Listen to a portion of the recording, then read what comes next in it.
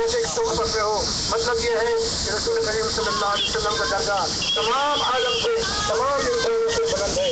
مطلب یہ کہ اللہ تعالیٰ اور اس کے نبی کریم صلی اللہ علیہ وسلم پر درود بھیجتے ہیں اور آپ پر رحمت بھیجتے ہیں.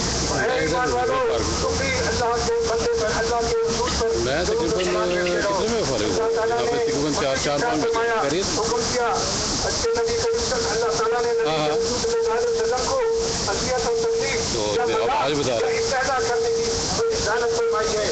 کسی شخص کو یہ حق نہیں ہے کہ ہمارے رسول محمد مصطفیٰ سرکار دو عالم صلی اللہ علیہ وسلم کے بارے میں کوئی بے ادبی کرے یا کوئی مذاق کرے یا کوئی استہزاء کرے.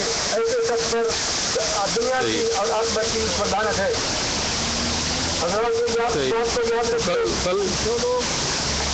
جو شخص رسول کریم صلی اللہ علیہ وسلم کو تکلیف پہنچاتا ہے اس کے لیے عظیم عذاب موجود ہے اور اللہ تعالیٰ اس کو عذاب دے گا. مقصد یہ ہے کہ اللہ تعالیٰ کا قرآن میں ارشاد ہے جو لوگ اللہ تعالیٰ اور اس کے رسول کو تکلیف پہنچاتے ہیں یاد رکھیے پورے عذاب میں آیا ہے. جو لوگ اللہ اور رسول کا نام ایک ساتھ آیا ہے جو لوگ اللہ اور رسول کو تکلیف پہنچاتے ہیں اللہ تعالیٰ ان کو دنیا اور آخرت میں لعنت فرماتا ہے اور ان کے لیے رسوا عذاب ہے. آپ اس دنیا میں دیکھ لیجیے جس نے بھی رسول کریم صلی اللہ علیہ وسلم کی بےعزتی کی اور بے حرمتی کی اس کو عذاب ملا اور عذاب ملے گا اور ساری دنیا اس کے اوپر لعنت بھیج رہی ہے. جب ابو لہب نے نبی کریم صلی اللہ علیہ وسلم کی شان میں گستاخی کی تو اللہ تعالیٰ نے قرآن میں پورے لام نازل فرمائی حتیٰ کہ یہاں تک آ گیا کہ ابو لہب کے ہاتھ ٹوٹے اور وہ ہلاک ہو نہ تو اس کا مال اس کو کام آئے گا. جو شخص رسول کریم صلی اللہ علیہ وسلم کے احترام میں کمی کرے گا نہ وہ ہلاک ہو جائے گا اور نہ اس کا مال کام آئے گا اور نہ اس کو کچھ بھی کام آئے گا بلکہ وہ بھڑکتی ہوئی آگ میں داخل کر دیا جائے گا. کتنی بہت سی آیات ہیں جن میں آیات میں فرمایا گیا لیکن وقت کی تنگی کی وجہ سے آپ کو صرف ایک بات بتاتا ہوں. حضرت ابو ہریرہ رضی اللہ تعالیٰ عنہ سے غور سے سنیے. حضرت ابو ہریرہ رضی اللہ تعالیٰ عنہ صحابی رسول تھے اور آپ کی روایت ہے کہ میں قیامت کے دن اولاد آدم کا سردار ہوگا.